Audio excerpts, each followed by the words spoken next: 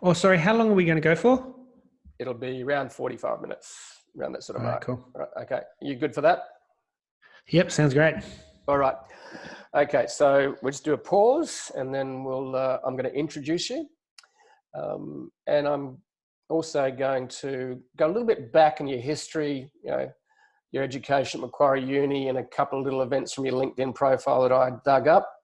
So, and you're welcome to be as open as you're willing to be. I want to hear the human aspect of Liam's journey, even how you met Sarah, whatever. But I really want to hear, because I want to make, as you know, making it really relatable actually comes down to vulnerability. So that's really what we're trying to do. And it's totally up to you what you want to reveal. So, Okay. but the hero's journey is sort of the essence of the story arc we're trying to capture here. So, all right. So pause. Hi, everyone, and welcome to the Jeff Bullis Show. And I'm Jeff Bullis. Today, I'm actually with Liam Austin. And before Liam and I have a little bit of a fireside chat, I'm going to introduce what he's been doing over the last few years. So Liam is a virtual event strategist, having launched over 15 virtual summits and online business networking events, hosting over 400 speakers while educating 100,000 plus business owners through his programs. As the co-founder of entrepreneurshq.com. Liam is a specialist at making it easy for people to create their own online summits and virtual conferences to grow their email list, authority, impact, and revenue. So welcome to the show, Liam. It's great to have you here. And the last time we met was, I think, in Sydney about 5 or 6 years ago. So great to have you on the show. And what a time to be actually having a chat with you about running virtual events in the middle of this global pandemic. And I know we're chatting about this right now, which is going to date this show, but it really doesn't matter. It's what you've been doing over the last 5, 6 years is incredibly relevant today, because we can't catch up in person. We can catch up virtually. And here we are catching up virtually. So thank you for coming on the show, Liam. And it's great to have you here. Jeff, yeah, thanks for inviting me on. It is interesting times. I mean, we've been running these virtual events now, so since 2015, as you said, and you were a guest speaker on our first virtual conference that we ran, and then again we met up in Sydney and met face to face post the virtual event, which was cool that these virtual meetings can end up leading to a podcast interview years down the track, and even meeting up in person. Yeah, so and that's really what I love about this is I can actually have a chat with you and find out more about you, because we caught up with you and Sarah back then, and we had a great chat, but I think we've got more to actually uncover today, and that's what I want to try and find out. So can you tell me, you were actually in early 2000, you actually went and did a degree at Macquarie University, which was a Bachelor of Commerce and Economics degree. So that's sort of, I suppose, the start that led to the career or the careers that you've had since then. So tell me a little bit about who Liam is, and you're obviously an Aussie, because people might recognise the accent here. So Liam was obviously born at a very early age. And where were you born, and how'd you get to go to Macquarie University 20 years later? Yeah, sure. So born in Sydney, raised in the same house for over 20 years in Putney, and great little neighbourhood, great suburb. Really enjoyed Sydney. Missed it a little bit because I'm now living overseas, but studied at Macquarie University, which is kind of North Ryde, not too far away from Sydney Olympic Stadium for the international people who may have known Sydney in 2000. And I live not too far away from that, so it was like a 10-15 minute drive to get to university. But that was a really interesting period of my life, because there was a lot happening. I just signed my first professional contract as a soccer player in Wollongong, which is about an hour to an hour and a half south of Sydney. So Yep. I was commuting there and training there 5 days a week, as well as including the game day. And on top of that, because we weren't full-time professional there, we were still part-time.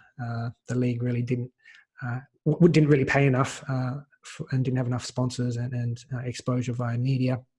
But so that also meant that I was working as well. So I was working in a startup called Soulmates Technology, and they were a dating app back in the year Right. 2000, Okay. where, which ended up exiting to Match.com in 2004, and I think I was the fourth employee when I joined, and so I was able to see that journey and go through it. And that was my first taste of an online business, and seeing people matching and meeting up virtually and going on and getting married was just an amazing experience for me at the age of like 19, 20, to see that process. And then I knew that, an online business working virtually was something that I wanted to do. Right. So that was, I suppose, a bit of an insight for you into this new virtual digital world where people met virtually before they actually caught up in real life. So, and I have a confession to make. I've been dating online over the years, on and off, from 12 years ago. So and for me, it's much better than meeting at bars, having after a few drinks. And I found it very successful. In fact, I had a relationship for over 10 years with a lovely lady that I met through internet dating. So, yeah, it's a very different world to what our parents grew up in, isn't it? So, yeah, it's amazing. Like back in 2000, I was at university, right? I was playing soccer, and then I was telling people I was working in online dating or internet dating. And back then it was a bit like, what are you doing? Like, what, why do you need to be doing that? And yeah, it's people just don't realize that the power of the internet and the connection. I don't think back then, but obviously now it's cool and everyone's doing it. But back then it was a little bit, I felt like a bit of an outsider. But just seeing in the back end all those people that were meeting up, that were writing us emails saying, look, we're getting married, we'd love to, not necessarily me, but the founders were invited to their weddings. And it was just having such an impact on people's lives was such a massive feeling. And I knew that was the direction I wanted to go in terms of an online business and connecting people. right. So after that, you've been inspired by the power of the web and digital. So then you moved on to CNET technology. So tell us a little bit about that. So yes, so after university, Soulmates had been sold. Unfortunately, I wasn't a founder or anything in the business, so I didn't get any equity or any benefits from that. But it was an amazing experience. So I won a lot more, I think, off the back of that. And so out of uni, I wanted to look for a online job. I was trying to do my own entrepreneurial stuff on the side, but none were really getting much traction. So I went to CNET Technologies, which is a media company reporting on internet technologies or just gadgets and tech. So it was a very good kind of place to be, really at the forefront of pushing, technology and what it could do, as well as being an online media organization. So at that business, I was in sales, selling media sponsorships and advertising packages for the website, so banners, as well as our emails. So, yeah, I remember actually reading CNET, I think .com or .com.au, whatever the actual URL was back in those times that I was reading. But I certainly got a lot of information from there rather than blogs back then. So it was, I suppose, the transition between, traditional magazines going to online magazines, and then we became, with the rise of social media, we sort of turned into a whole different splintered media scene, didn't it? So you moved on from CNET, and then you joined Connexia Publishing. And I think that was the first time you went overseas. Tell us a little bit about that. Yeah, so ended up in Barcelona. So the reason I left Sydney was that the Australian National League for soccer shut down, and there was no national competition for 2 years. The government got involved and did a whole inquiry into why there wasn't enough crowds or sponsorship or exposure in media. And so they shut down the National League for 2 years. And I thought, okay, well, now's a chance to go traveling. And I went to the World Cup in 2006. So I traveled around Germany and all the surrounding countries, had a great time, and then came back to settle in Barcelona with a girl I'd met in Sydney prior to leaving. And I worked with Connexia Publishing, which was a 70-year-old print publication. So Wow. kind of going the opposite of everything that I'd done into a 70-year-old print publication, which was a UK publication called International Trade Today. And I was tasked with bringing the business online. So I had to look at, okay, how can we bring the magazine into the digital age? How do we bring on sponsorships, advertising for the portal, as well as we were running a national awards program in the UK called the International Trade Awards, which culminated at the House of Lords, Big Ben, for anyone that doesn't know. So we all had to get invited by a Lord. So we got a special invitation from a Lord to attend this event in Big Ben, which was a really nice experience. Wow. A little bit from Sydney to I suppose, or London. And then, yeah, was working there in Barcelona for 2 years prior to coming back. So you sort of bounced around obviously the publishing industry a bit. So that's interesting. And then you sort of jumped in a couple of quite interesting roles. One was Empowered. Tell us a little bit about Empowered, which was the next role you had.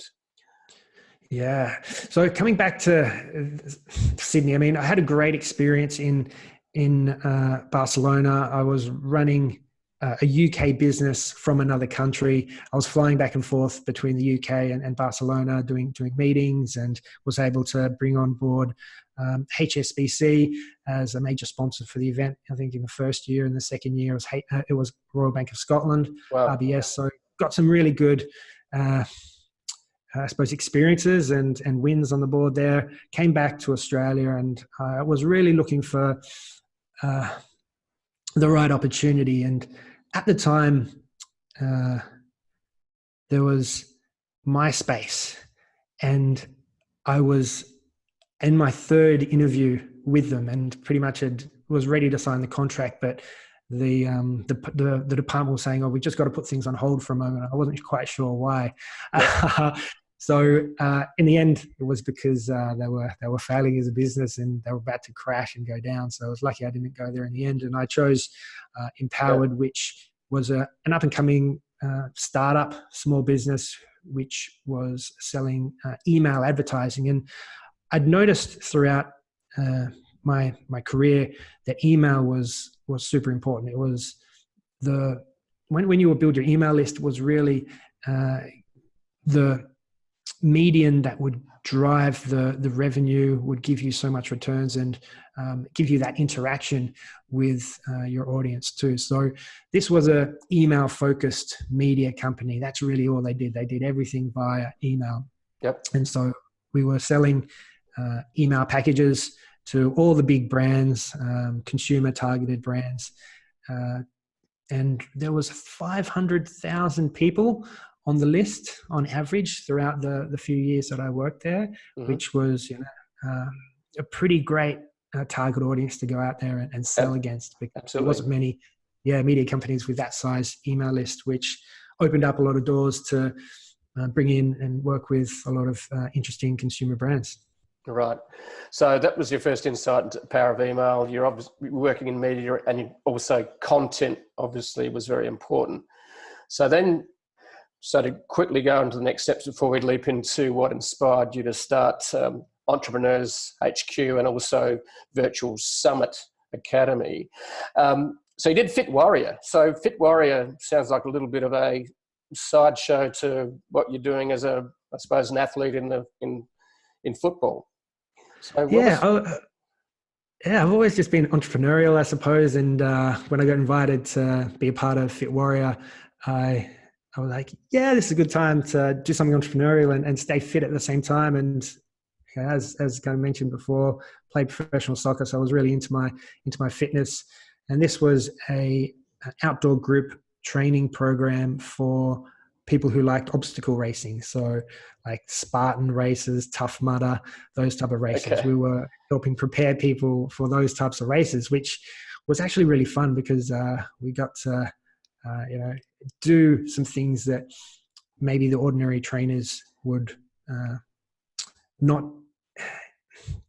take their students or their clients through. So we were like having people crawl through mud, crawl through bushes, over trees, and over walls, and just having a full natural body movement versus just the really up and down of the bicep curl type stuff. So it was really great to be involved in that, which was really just a session that started at 6 a.m. and would be done by 7 or 7:30, and I could go off and work on my other businesses. So worked on that just in the mornings with a few mates, and had a lot of fun along the way. Unfortunately, it didn't work out in the end. The guy who started it decided he didn't want to continue it, and it wasn't my primary objective. So I had other focuses.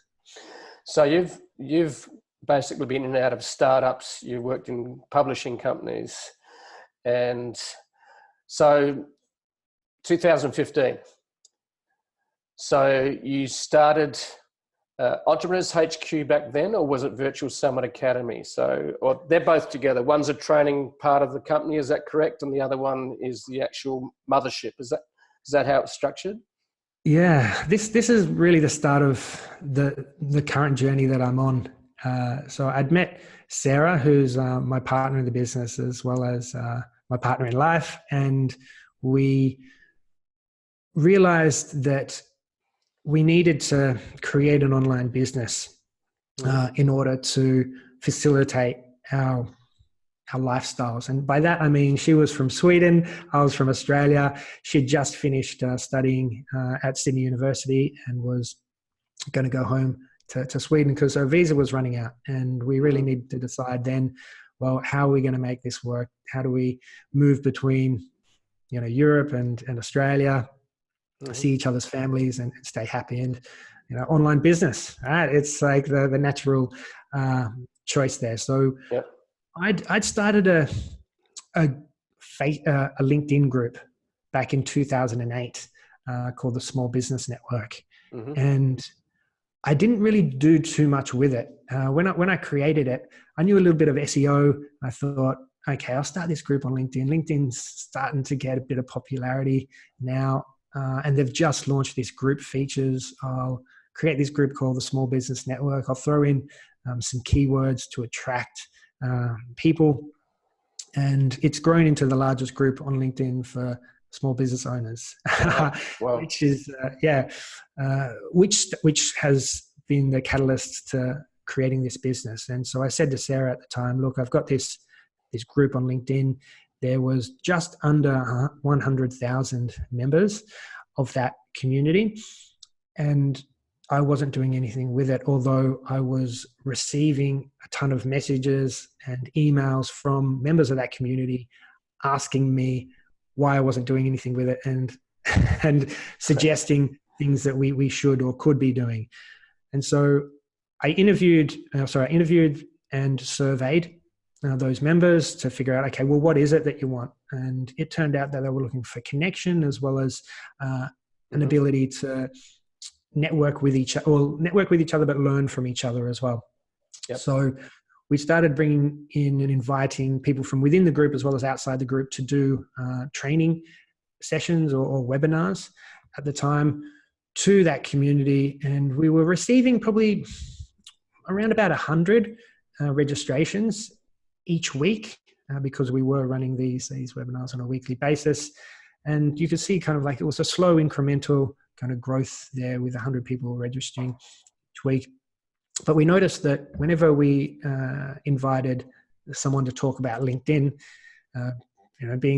having the group focused on and grown on LinkedIn, it was the most appealing topic, and we got the most amount of registrations as well. If someone was selling something off the back of the webinar, we would make quite a bit of income from that. Mm-hmm. So I thought, okay, well, this has some potential, but it's just growing too slow, and it's not making nearly enough for Sarah and I to live this lifestyle that we want to do and travel and sacrifice not going to a 9-to-5 job. So we found this model, which was running a virtual event or virtual conference which is really just if you've ever gone to an in-person conference where there's a series of speakers, there's maybe some exhibitors, and it's an all-day or multi-day event, maybe during the week or over a weekend, and we could replicate that in-person event and pull it online. So that's what we did with our first event in 2015, and I can go into details about how we set that up. Okay. What I really like about the initial start of the story you've been telling is that you met a girl, she lives in another part of the world, and you want to create a lifestyle. You want to design a lifestyle that works in this digital world. And so you said, let's start an online business together so that you could keep seeing the girl. I think that's a fantastic story. I have a little bit of a parallel myself. I met a backpacker who was from Sweden a long time ago, who became my wife, and the only way I could actually get to continue to see her, because her visa was running out, and the only way I could stop her leaving, and so we'd be together, was actually to ask her to marry me. And we got married in Sweden. So you'd used a different tool. You decided to launch an online business with her. So I can totally understand, because the power of love actually is pretty important in terms of motivation. And it looks like that was the inspiration for you starting. And I think that's just a fabulous story. I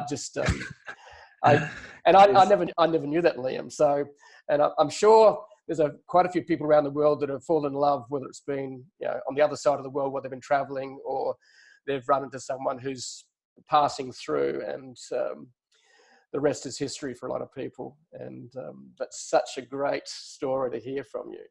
So you've been inspired to this online business. You discover the power of virtual, and obviously when you invited these experts to come on, you were, I suppose, sharing some of their online products and making you doing a revenue split out of this. Is that correct? Yeah. So we'd been doing this individually, like almost on a weekly basis, with a variety of different topics and speakers. And we noticed that LinkedIn was working the best. So we thought, well, why don't we bring together all the world's top LinkedIn experts, as well as LinkedIn influencers who had been chosen by LinkedIn to be an influencer on the platform, to speak about their experience on generating leads and sales online. And a lot of those speakers had their own online courses or training or consulting businesses. And so we just said, look, we'll put together this event. We'll give you exposure. We're hoping to get a few thousand people to the event, and off the back of it, we can look at promoting your products and services, so you get some leads coming your way as well. But that event ended up having 15,000 attendees, which comparing it to an offline event, to a small startup working from home, to have a 15,000 person event, it was really powerful. And we had some of the top LinkedIn experts in the world speak at that event, which would have been impossible if we did it in person as well. I mean, just logistically trying to bring them all to one location and get the attendees to that one location would have been nigh impossible, just with the availability of calendars and the costs involved of flights, accommodation. Mm-hmm. And so for someone to create 15,000 new leads in the business, but to also build the relationships with the audience and the experts and the top influencers in their market at such a low barrier to entry really allowed us to generate. We made $50,000 in revenue, and that was US dollars. Most of our audience from the LinkedIn group was from the US. Mm-hmm. So we structured everything for the US market, and we made $50,000 in a matter of under 3 months from starting to formulate the idea and the concept through to actually finishing the event. So that $50,000 meant that, Sarah and I, the love story there, we could stay together, we could travel, and this was the start of a journey around the world, really, for us. Okay. So you're inspired by a girl and falling in love. You were driven because you had a pretty strong motivation. And so you've started. Now, along the way, what was sort of like the mentors and inspiration that sustained you and gave you more guidance? Was there any sort of aha moments or people that not inspired you, but sustained you and gave you guidance? Yeah, definitely. There's been quite a number of people throughout the journey, but I think the thing that really changed it for me was that event in 2015 where we brought together these experts, and the way that I ran it at the time was we did interviews with these experts. So I got to ask these experts questions that I wanted to know the answer to. So it was almost like a second university degree. And so I feel like this journey that I've been on for the last 5 years has been better than that degree that I did at Macquarie. But each one of those people I've seen as a mentor along the way. We've had over 400 experts speak at our events over the years. We've done 15 of these events, and when I say these virtual conferences, they're 20 to 30 speaker events. We aim to get around 10,000 people per event, and we've had over 100,000 people, and small business owners is our target audience. So 100,000 small business owners and entrepreneurs come through our events, many of them coming to multiple and some of them all of our events, which is really nice to see. And yeah, there's been individuals within those groups who maybe I've connected with a little bit more, and there's been in masterminds that I've been involved with where I've got deeper relationships with those people, and even a couple of them where we've gone through and invested in their business, as well as we've got on the phone and just supported each other along the way to share ideas, concepts, what's going on in the world, and trying to just help each other out whenever we've got an issue or a problem to be solved. So the virtual conferences enabled me to invite people that I respected, that I wanted to connect with, who had a ton of value to share with the world and the audience, which I could bring in a way that was scalable and we could reach as many people around the world. Doesn't matter of their location. It was free, so there was no cost, which meant there was a big impact that we could have. And so just going through that and meeting those people, and eventually going through to meet these mentors, if you like, face to face, and build relationships with them over time, has been probably the most valuable thing about hosting and organizing these virtual conferences. Right. So what I'm hearing from you then is that the most powerful thing you've gained from running these is actually the relationships you've built by literally just having a chat and talking to and hanging out and shining a light on the experts in the industry globally. And and at the end of the day, relationships open the doors, don't they? They're just such a fabulous way to do business. And yeah, one of the reasons I'm doing this podcast is to actually sit down and have a fireside chat with people I've met before and new people we're going to meet over the series, during this podcast journey.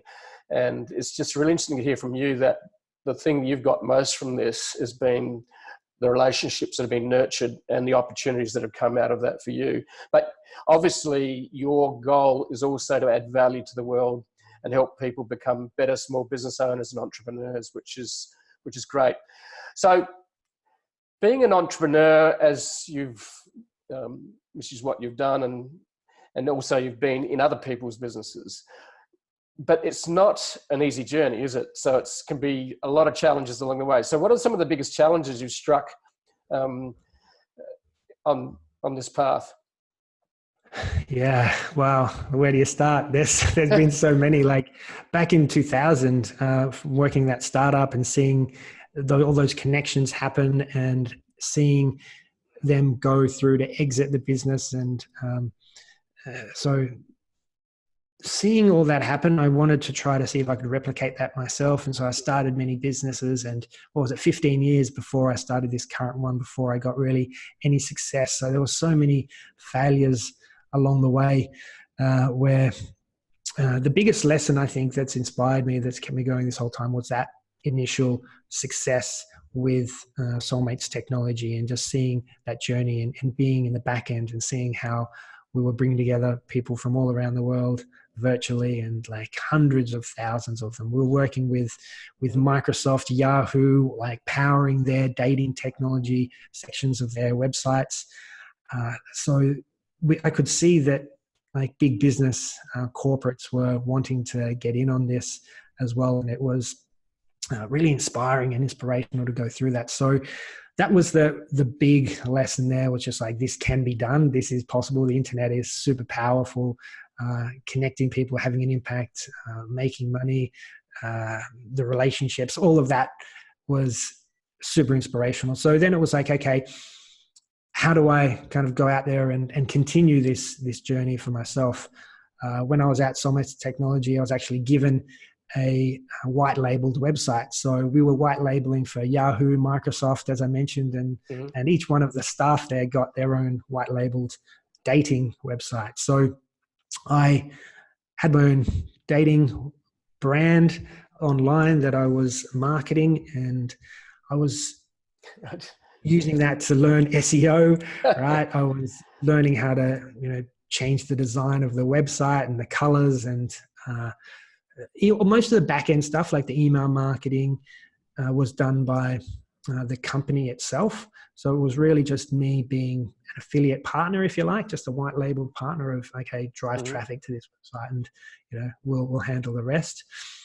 I was doing that and was making a bit of money on top of the job. So this was exciting, right? I could see how I could drive traffic via SEO to this website and start making money myself. So this is pretty good. I'm enjoying this.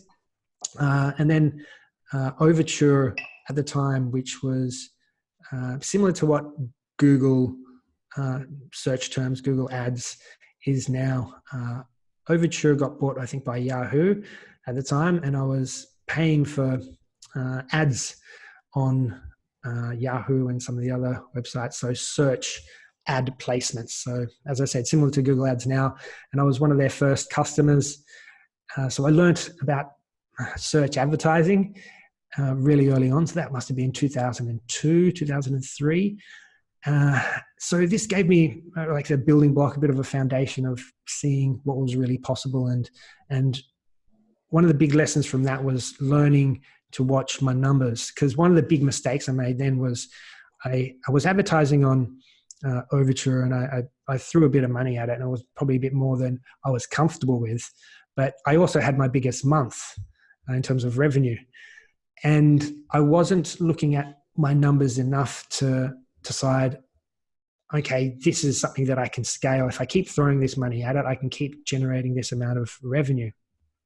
So I stopped doing that search advertising. and that probably set me back quite a bit, because I could have grown that a lot more. So that was a big lesson, just learning to watch the numbers a bit more closely and analyze those. And all the way through till 2015, I realized how hard it was to create a startup, to get success. Like, it is tough to make money online. Even if I felt like I knew what I was doing. I had some experience. I'd made money online, and I'd seen the insides of a really successful internet startup, but I couldn't replicate it myself until I did my first virtual event. And I had that success. 15,000 people, 50,000 in ticket sales.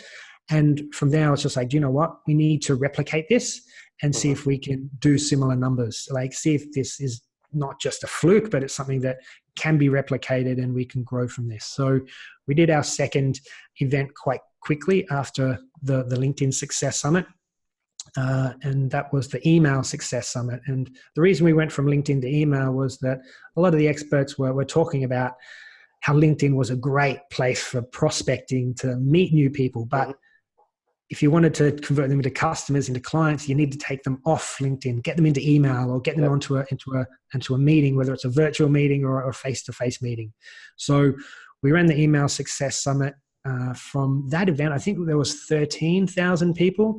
We managed to get to that virtual conference, and we made kind of similar money. But from that journey, I was like, okay, let's see how we can replicate this, how we can grow it. I was meeting all these successful internet marketers and online entrepreneurs, learning from them, building relationships. So I felt like I'm getting my degree, even if we don't make money out of this, like, I'm getting free education. Yep. So we realized, and now you mentioned before, like Virtual Summit Academy, how that came into it. We realized from doing these first few events that we wanted to survey our audience, to figure out, well, what do you want to learn next? How do you want us to improve these events to make them better?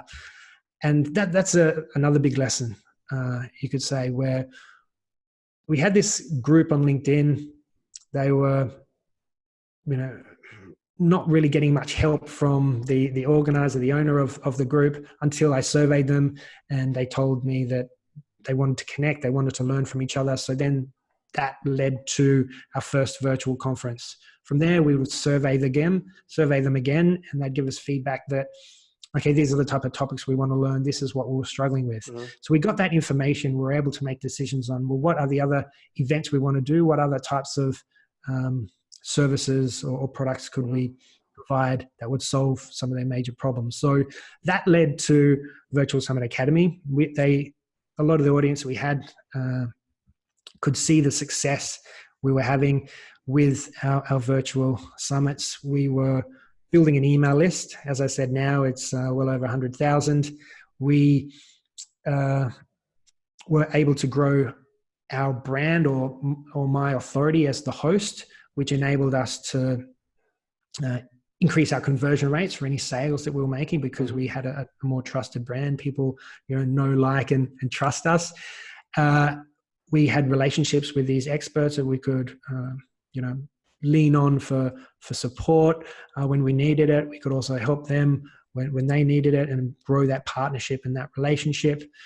We were able to have a massive impact on the people that we were servicing, because we were putting on these events for free. There were certainly some upgrades that we made available, but by and large, most people were able to get access to speakers and content that only normally have to be able to get access to if they paid to go to an in-person event.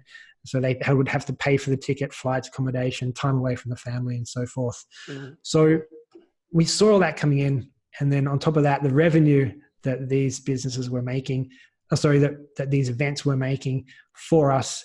And so all of the audience were recognizing this journey that we were on as well, and how these virtual conferences were making a big difference to our lives. We were, traveling from Sydney to Thailand to Sweden to now living in Malta, and many kind of countries visiting in between, and working from these countries whilst semi on holiday. And so they were asking us, well, can you teach us how to do these virtual conferences ourselves?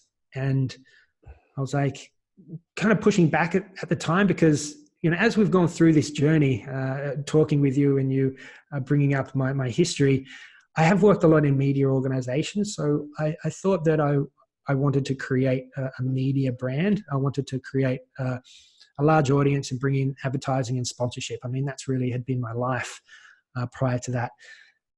However, I realized quite quickly that I as a team, we didn't really have the resources to go out there and find advertising and sponsorship for what we're doing, and some of the data and algorithms, the automatic advertising that was out there wasn't really bringing in the revenue to make it worthwhile.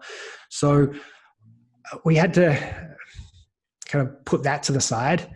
And that's maybe another lesson as well. Like, you try some things, they don't work, but you've got to be ready to kind of move on and look for other opportunities and keep testing and learning as you go along. So the next one was really about, okay, let's listen to what our audience are saying that they want. They want to learn how to do these virtual conferences. So let's give it to them. So we started teaching people through Virtual Summit Academy, which is our online course, how to do the conferences themselves, teaching them via a 6-week boot camp with some extra training materials, scripts, templates, to make it super easy for people to replicate what we've been doing for the last few years for themselves and get the similar benefits for their business. And then from there, we've come to a place where we've found out, again from listening to our audience, that, hey, we don't want to be doing all the tech setup ourselves. Can you just do it for us?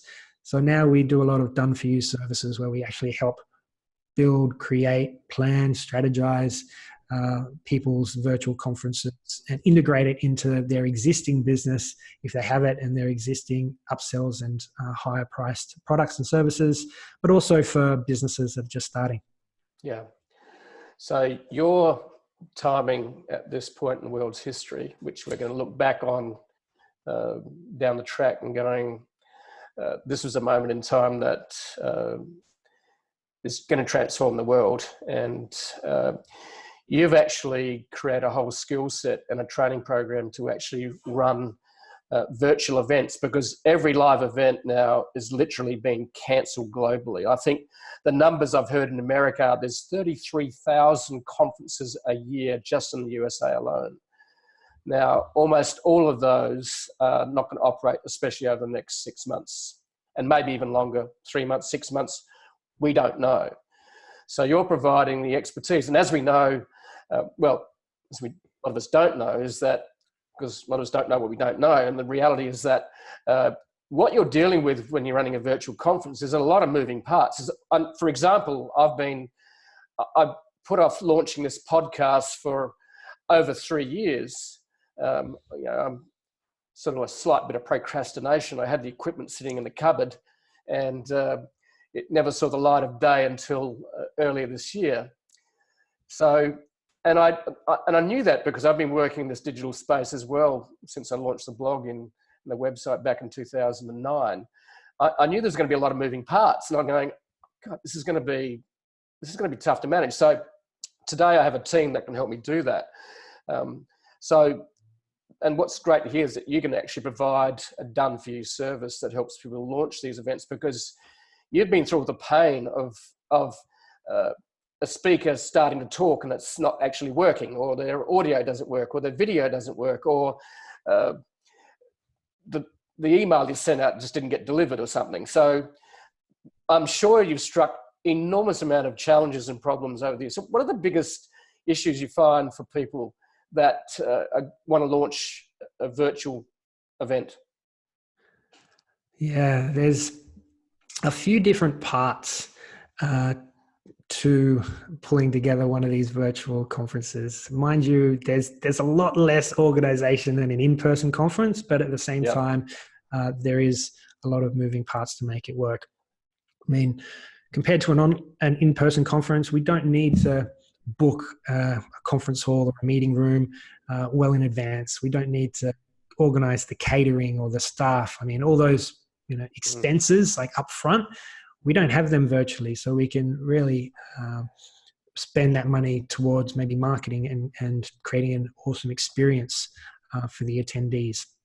Now, for us, we've been running events since 2015. We've been using Zoom for most of our pre-recorded stuff. But when it comes to a virtual conference, you can have other elements to it other than just a pre-recorded content. You can have live sessions, for instance, and those live sessions can come in various different forms. They may be just a live Q&A with one speaker. It could be a panel discussion with a series of speakers, with maybe some interaction with the attendees as well, asking questions. There can be, say, a speaker doing a presentation with slides. There can be maybe an interview style session. And then you've got the interaction between the attendees as well. So it can be, again, the live Q&A, so interaction between the attendees and the speakers, but then there can also be maybe breakout rooms or round tables where people can gather together in groups based on similar interests or locations and brainstorm and mastermind. What sort of technology platforms are you using to do those breakout sessions and roundtables and masterminds? So obviously Zoom's good for pre-recording, and that's what we're using right here, right now. So what are some of the tech platforms you've been using? I'm sure they've changed over the years, but what are you currently using? Yeah, there's been some interesting developments on the tech side of things, that's for sure. Zoom now has breakout rooms, so you can provide these live elements within breakout rooms of Zoom, but there's a couple of other technologies that allow you to network with each other. Remo.co is one. Hopin.to is another. And so that enables not just people to network and move around to different tables and actually see each other, but some of those allow speed networking as well. So kind of going full circle here, back to the dating side, where speed dating is a really successful event based in real person, but that's now been gone full circle, and now we're all in lockdown. People can do speed dating online where you've got 3 minutes with each person and then you're rotated through to the next. Okay. And we can do that now with our virtual conferences, so people can actually meet each other via these speed networking. So we can match, say, founders with investors. And so the 10 founders and 10 investors can go through this speed networking event, each having a 3-minute pitch, meeting each other and deciding whether at the end of those 3 minutes, whether to exchange virtual business cards by both people need to click on yes or both need to swipe right. Cool. to say that they like each other. That's very cool. So what platform are you using for that? Hopin is one great one, and there's another one that we've just came across, but they're kind of in stealth beta at the moment, and they look like they're going to do some really cool stuff as well. They've got some technology that I've tested out, and I think in about 2 weeks' time we'll be able to do an actual test with our own audience to see how that one works. But just during this time, everyone's locked indoors. There seems to be every man and their dog coming with these ideas and technology with us. And so I've been a bit skeptical. I like to really try these technologies before I recommend them out to the audience, because it's similar when you want to learn someone. You were talking about mentors before. Like if you want to learn how to do one of these virtual events, there's a ton of people jumping up now saying, yep, I'm a expert at these. But I think you really want to just study their background, ensure that they have the right experience, and they're the best possible person for you to learn from for whatever goals you might have, whether that is to increase your audience or make more money via these conferences. Just make sure that you're learning from the right people, and you're interviewing the right people and making an informed decision about who you want to go with. But yeah, there's so many interesting technologies coming at me now, and I can't wait until we kind of get out of this phase that we're in, or this lockdown phase, and we see some of the new developments, ideas, and concepts that people have come up with whilst they had nothing better to do whilst in lockdown. That's right. I think what we're experiencing, we're watching, I think, high-speed evolution of virtual conferences and meetings, along with many other things. And it's interesting, your observation that you're not chasing the shiny new toys. You want to make sure they work well before you actually leap in and use them. You want to make sure that you're using the right people that actually have got the expertise to teach and train as well. So what do you see as a future for virtual meetings? Yeah, I think as we come out of this, the world's changed forever. So there's people that would never have considered a virtual meeting before. I know that there's corporations right now and friends of mine whose bosses said, no, you can not work from home. It's just something that I'm not considering for whatever their reasons may be. And now they've been forced to try it, try working from home, try these virtual meetings. People who were running offline conferences are now being forced to try virtual conferences and virtual events. And they're seeing that it may be a little bit better. And why do I say maybe it's better? Okay, there are some positives and negatives on both sides. So if you've got an in-person event, you get to shake the person's hand. You get to have that interaction, that physical maybe contact that you wouldn't necessarily have at a virtual event. But let's just talk about the virtual events, because that's what I'm really an expert at. When you're meeting someone at these virtual events, before you walk up to them at the bar or walk over to that group and introduce yourself, you can actually look at their online profile and decide, is that the group or is that person someone that I want to talk with? So what you want to be doing now is really looking through the list of attendees at the event. And because you're virtual, you can see them all and you can identify, okay, here's prospective customers. Here's prospective partners, suppliers, and or investors, and just go with a purpose at these events specifically to the people who are going to impact you and your business. I mean, most of the time, the reasons why you go to these networking events is because you want to meet people who you can build and develop relationships with, business relationships to grow your business. And virtual just makes that so much easier, right? Because you can identify who you spend your time with, who you go and speak with. So I think in that respect, it's a lot better. It's not so much of a time waster. And that's where I see maybe virtual events going in the future, is that people are going to decide, okay, do I do an in-person event or a virtual event? We can scale these virtual events. We're not locked into the size of a physical room. This physical room, we can get maybe 1,000 people, 30,000. We have to rent that stadium down the road, but virtually we can get 30,000, no problem, 100,000. Like even some of the tech where you can do these networking and virtual events together with over 1 million people, which is just incredible. So at really low costs. And with all those people that are coming through, they can all be tracked, every single one of their interactions. So you understand what they're doing, why they're doing it, and serve them content and information that's going to be helpful and useful for them so they get a better experience at that event. And you can actually take that data away post-event too and look through all that data to, again, help and support those attendees post-event, but also help use that information to help you improve your future events.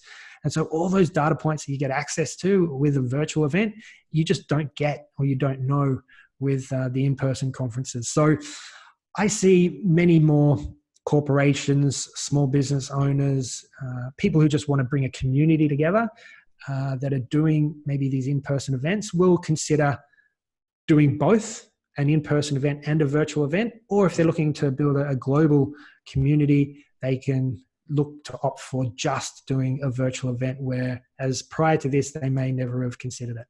Right. I think you really raised some valid, very important points. And, I do like going to conferences because you actually can get to meet people physically, break bread with them, uh, share, drink, wine, or coffee, whatever you want to do. But I've been to 15,000. In fact, I've been to Salesforce or Dreamforce in San Francisco, 175,000 people. It's almost overwhelming. And I don't know if this person that you walk past or you sit next to or meet with is actually someone's of value to either of you. So I think it was, I think what's happening now is, and as the technology even improves, like you talked about, doing breakouts. What was the one you mentioned? Pop in, was it, or drop in? Hop in. Yep. Hop in. Like, that's very, very cool. Last week I've started using Zoom and even FaceTime more because we can't get out and meet. So I shared virtual drinks with a couple of friends of mine, he and his wife. And what really I found fascinating was that the virtual meeting drinks we shared, where we joked, laughed, gave each other a hard time as we do in Australia. It was so close to what I'd normally experience. In fact, some of it was even better. I went, wow. And as you said, I think the world's going to be changed forever. I still want to meet people in person. That's what I love about the world travel. Hopefully I'm going to drop in and say hi to you and Sarah in Malta at some stage. If you're still there, I might track you down. You might be in Iceland by then, we don't know. But the reality is that, yes, it has changed forever. And I think you're in such a fascinating place. And it's going to be really, really interesting to see how the next 2 or 3 years pans out for conferences, meetings, even selling online, building relationships online, raising venture capital online. I think there's a whole bunch of things that are going to happen. We just don't know. This is uncharted territory, and that's rather exciting. So yeah, I think the idea of just pushing people or forcing people who never would consider virtual before, like maybe it would take a few more years to adopt this. People being fast forwarded through time, if you like, to adopt these technologies faster than they normally would. And so it's going to be, as you said, just interesting to see the ideas, concepts, and where we go from here. And in-person conferences, definitely, I don't think will disappear. I know that when we come down, we're going to be all meeting in person, and that's one of the major benefits and the best things about these in-person events. Yeah, we're in the middle of a high-speed human evolution, and the intersection of technology is creating exponential growth and a change. So just, I'm aware of your time. I don't want to hold you up too long because I'm sure you've got a few things to do in Malta, like run 3 maybe virtual events today. I don't know. So you've learned a lot, the challenges. You're an overnight success after 15, 20 years. You're in the right place at the right time at the moment, and that's just great to see. And I've been and running this to talk to you now. I'm actually going to push this up the publishing priority list because I think people need to know this. So just to sum it up, what were 3 things that you would like our listeners to take away from our chat today? All right. Well, I think from this chat, it's really the opportunity. When there's opportunities put in front of you, follow it. If people are telling you something if your audience is telling you something even more important, to listen to them, Yep. Go with it, test it, try it, because you never know where it's going to lead you. So that would really probably be the first one. Look for those opportunities, listen to your market, and start testing to see whether that works. The next is virtual events. Test them, try it. It's really low cost of entry. Just make sure that you strategize and plan your event so that aligns really well with your existing business.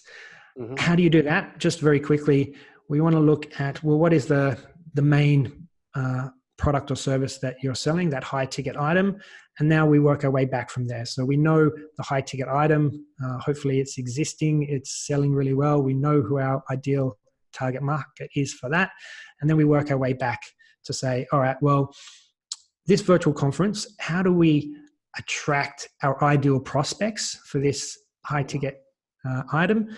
And so we plan and strategize the topic, the agenda, the speakers that we invite, and the marketing, the copy, so that we use that as the tool to prospect and invite people into our community, into our world, into our funnel, ultimately to sell them to that high ticket item. So that would be probably the second one. Look at making sure we plan and strategize our virtual events really well, and that we actually do try out one of these virtual events or conferences for ourselves. The third one, maybe we should talk about love, since this has been really a love story or a story about relationships. There's going to be some people that are in lockdown now that are tired of their spouse or getting frustrated with their kids running about in the household. And I think once we come out of this, I think we're going to be having better, deeper relationships. So again, just take the time to figure out solutions to problems that may come up in your personal relationships, and you can always figure out a way, whether that's to get married, to not let them leave the country, or to create an online business so that you can stay in the same country together. I think those are probably the three main takeaways. Great, that's great to hear. So number one, you're talking about go and basically follow the green light first. If something's working, double down on it, and actually then use data to make sure, to test to see if it works. Number two, have a clear plan and a strategy. And number three, make sure that you nourish and nurture the relationships that matter. And I think that's what we've all learned from the last few weeks, is that I've spent a lot more time keeping in touch with people, and people vice versa with me. And we've come to realize that being human is not just about the money, it's very much about nurturing and loving people. And I think saying we actually love you. And I think that's what we need to say a lot more, and hold each other closer. And it's so great to hear. And thank you very much for sharing your insights, Liam. It's been wonderful to have a chat and discover a lot more about you that I didn't know. And thank you for sharing your wisdom with the world and my listeners. And how can people find you, Liam, if they want to learn a bit more about running virtual meetings and conferences? Sure. Well, entrepreneurshq.com. If you go to that website, you can figure out all about how to run a virtual event for yourself and the benefits of that. I mean, once you create one of these virtual events, you can have social media content for an entire year. So you don't have to worry about posting on Facebook or Instagram or LinkedIn for a whole year. And we kind of talk about that, as well as how to create or set up your back-end product, so that high ticket item to sell on your virtual event, which really brings in the most amount of revenue. So a lot of resources in there. There's a virtual conference guide that I have on that page as well, that you can, it's really in depth, and you can print that out and read it. It's like 23,000 words, Wow. which will give you a good idea of, how to maybe go out and do this yourself. Or if you want to learn from me, we've got Virtual Summit Academy, which again, you can find from entrepreneurshq.com, or you can just email me and let me know you might need some help with done for you services, and happy to see how we can help you in that regard. Great.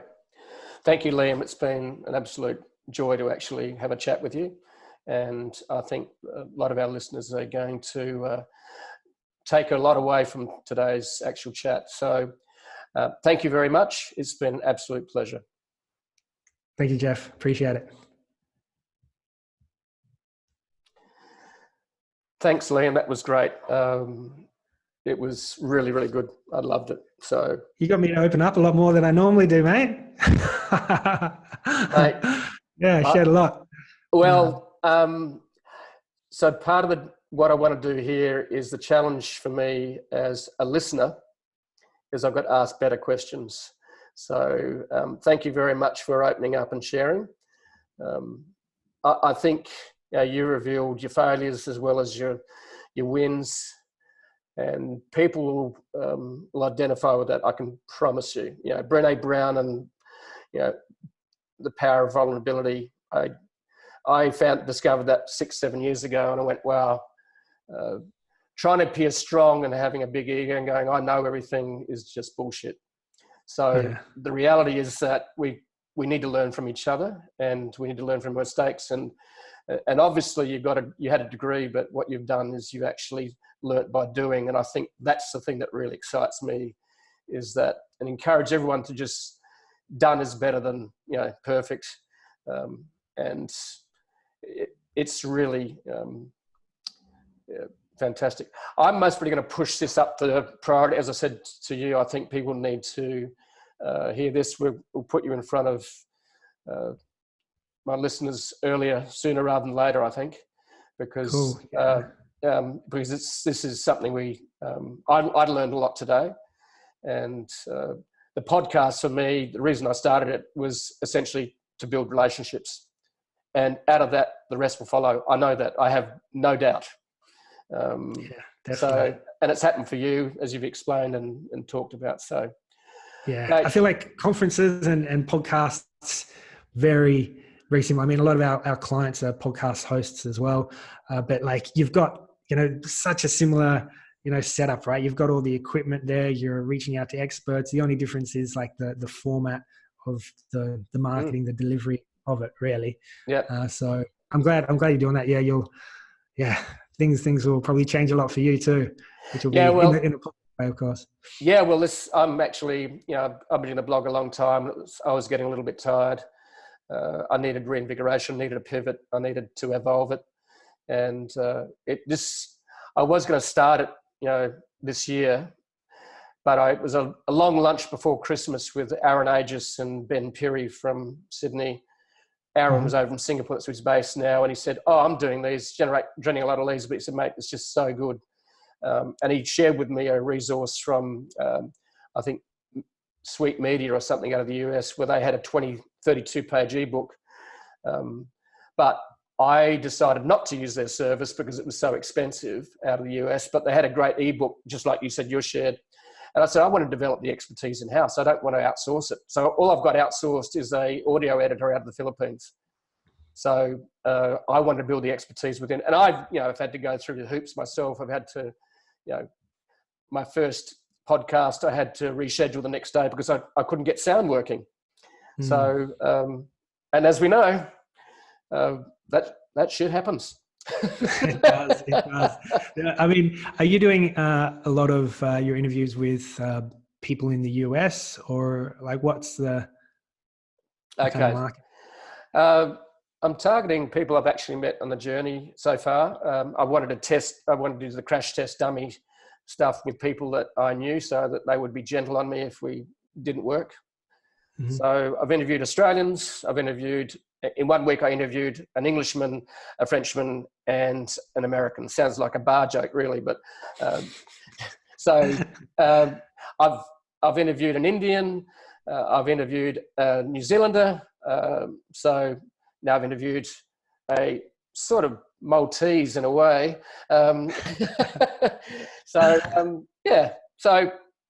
here we are. So thanks, mate.